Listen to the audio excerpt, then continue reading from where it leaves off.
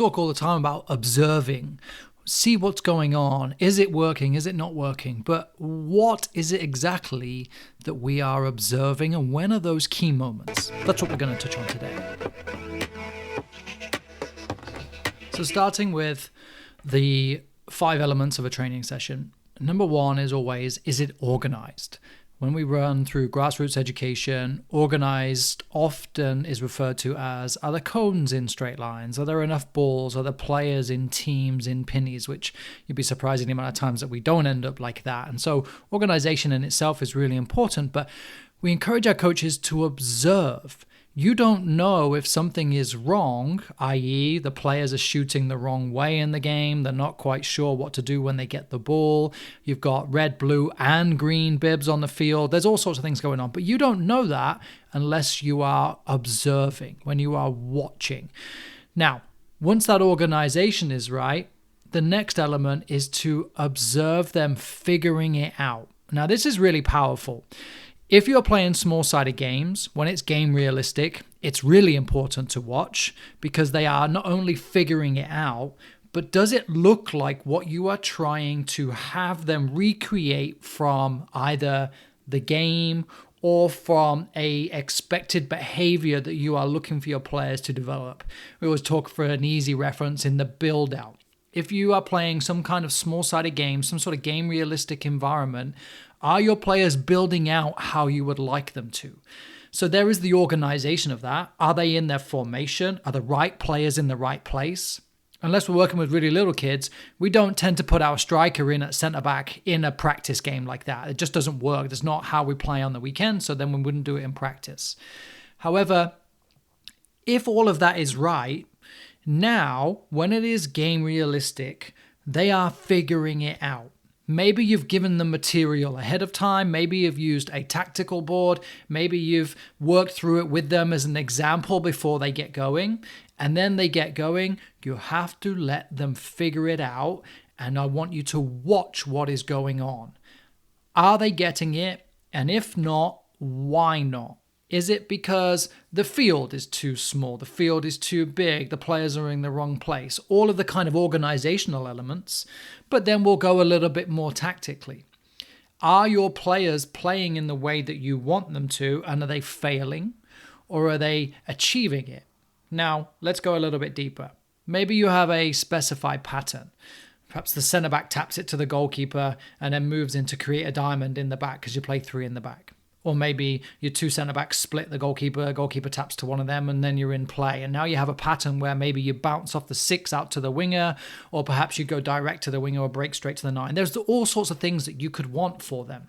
However, and here is my belief, I like answers. So I would say to my players, here are 1, 2, 3, depending on the level of players, here are 1, 2, 3 examples of how I want you to play out, and I'm going to watch them do it. And then here's where it gets really good. If they have success, you're going to pull the attacking team to the side, or the defending forward, so the strikers and the wingers who are trying to win the ball in the build-out, and you give them specific instructions on how to press.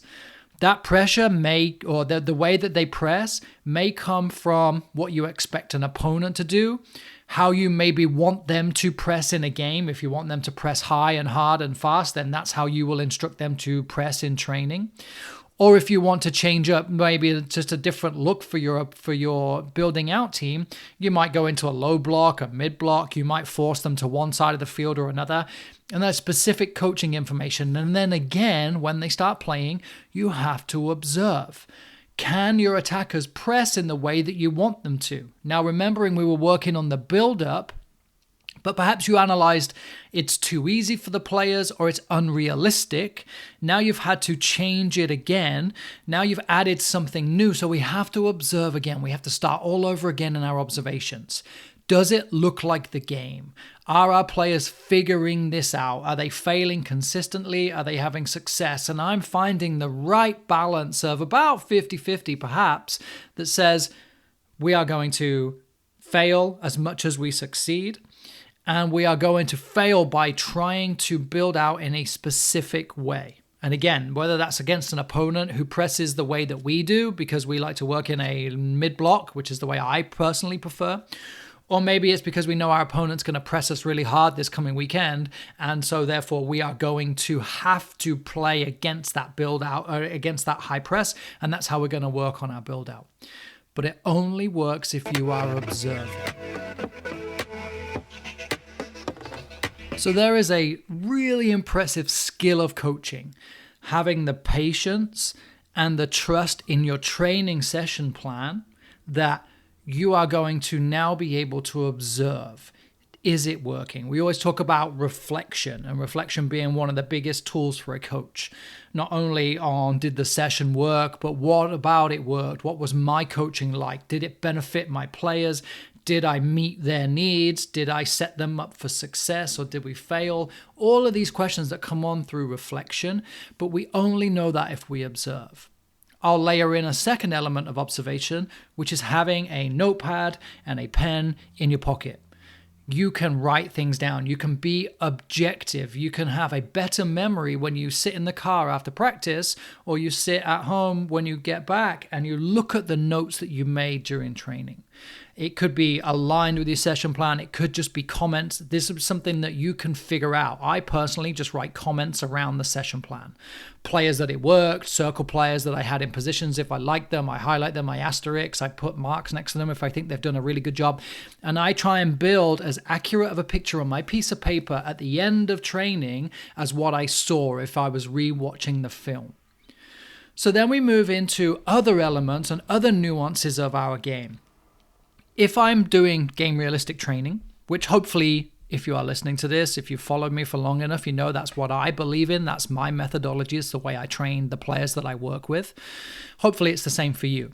When you are using game realistic environments, observation becomes even more important because the challenge for you is to watch for the nuances and then also all of the errors. Now, what do I mean by that? The nuances, of course, in gameplay.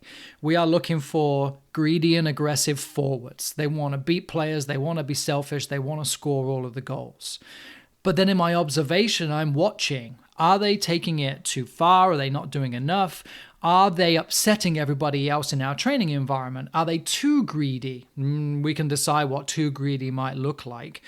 But then I am looking for overall interactions and behaviors throughout the team. We have a star player who's going to get the ball all of the time and he scores and everybody's happy.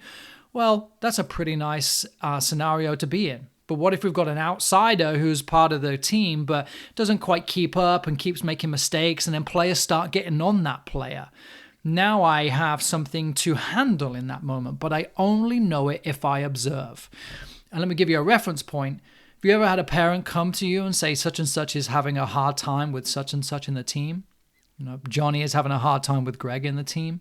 Or have you noticed that Greg keeps saying this or keeps saying that? We only notice this when we are observing, which is why, again, if you go into game realistic environments in your training space, the game will, to use the old phrase, the game will be the teacher. The game will create the environment that you are trying to achieve. 5v5 to target players, etc., etc. All of these will recreate an element of the game that you are encouraging your players to work on. Your skill as a coach is to observe and to implement how you want the players to play in those moments. Playing a 5v5 to wide goals because you are working on playing through the middle and you've got your midfield three with a centre back behind them and a striker ahead of them. That makes a 5. It's kind of a narrow 5 if you play a 4-3-3 and 11v11. But in that space, you're now working on the relationship, the lines, the distances between the centre midfielders. What line is the 9 on? Because often what happens at younger ages when they play 11v11 is the 10 moves in exactly the same way as the 9. So they end up in each other's way, or at least the 10 ends up in the 9's way. How are you coaching that? What are you doing in that moment? That's where our observation is. If you know what your strengths and weaknesses are of your team and of the formation and of the demands of the training environment, then you are able to observe and see what you expected. Maybe it didn't come.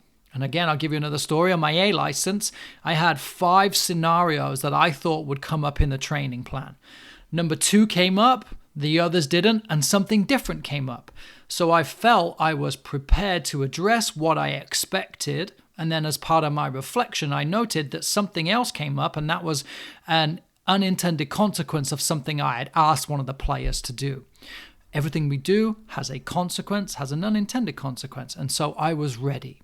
If you are showing up to the field with your balls and you're throwing them out, and if the idea is let the game be the teacher, but you do not have an intention behind it, and that intention underpinned by observations, then yes, there's a very good chance that your players will have a good training session. The data says that games-based training is some of the best for our players. They have so much fun with it. They have realistic competition. They have opponents. It relates to the game. There's all of these positive elements to it. However, you're selling them short if you don't have all of this prepared, if you don't have a style of play in there, if you don't have your game model, if you don't have this prior communication with your players on what to expect, or if you show up and run the same thing every week, or if you show up and run a different training session every single training session, then your players will always be confused, and it's going to be really difficult to layer in what you expect of them. You'll get to the game, nothing will really change from the previous week or as part of your training cycle. Full circle. Observe. Observe, observe, observe. Give yourself time to observe. Don't step back and go and talk to another coach. Don't step back and talk to parents. Try not to walk away too far, but get out of the way of the training. Set the rules and spend some time observing what these players are doing, and then formulating action plan and coaching points relative to what you are seeing and what you prepared. Too long, didn't read? Observe.